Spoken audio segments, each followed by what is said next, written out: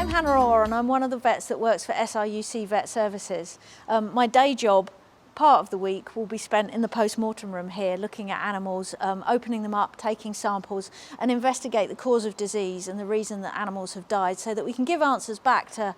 farmers on their holdings to let them know what to do when animals are unwell or dying. Lead poisoning is a problem in a few species of farm livestock, but it's particularly a problem in cattle, and the reason for that is because it's one of the most common forms of poisoning, so it's one we see more often. It causes problems both for the cattle, for their health and welfare, but also has food chain implications. One of the most common symptoms actually can be a sudden death, and that's often how they present in the PM room, is that somebody will have had an unexpected death in their young stock and put that in for a post-mortem for us to investigate. But often you will get further signs in the rest of the group in other affected animals, so you can get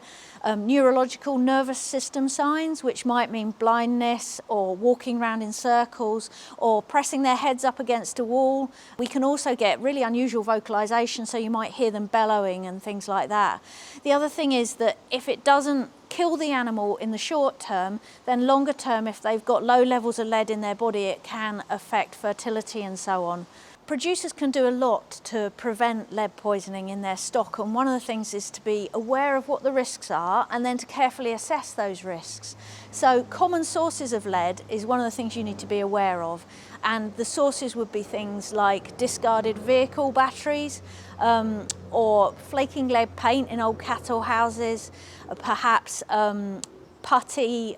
that's associated with the paint as well, or other sources could be like the battery for an electric fence or something. But when we see these cases in the PM room, most commonly we're seeing them in springtime, because that's when there's young inquisitive cattle about and they get access to something like a fly-tipped car battery, or perhaps if a battery has been burnt on a pyre of a fire, then the ashes can be high in lead, and then because lead is quite sweet, whatever scenario happens, when the cattle come along and taste that, then they're more likely to ingest it. So just being aware of those risks, and those are the sources I've told you about, and then assessing them. So if you're using a new pasture that you haven't maybe grazed cattle on for a while, or it's a rented grazing so you haven't checked it out, then just do check those pastures out and walk them thoroughly before you put the cattle out on them. So you know if there's sometimes fly tipping going on, just go and check that that hasn't happened and a battery hasn't been left behind or something like that. It tends to be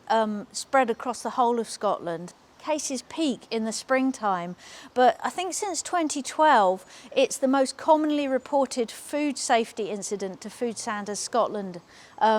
So it got big implications because of the food safety aspect as well as the poisoning aspect for the cattle. You know, obviously that's detrimental to their health, but it has the potential to be detrimental to human health as well.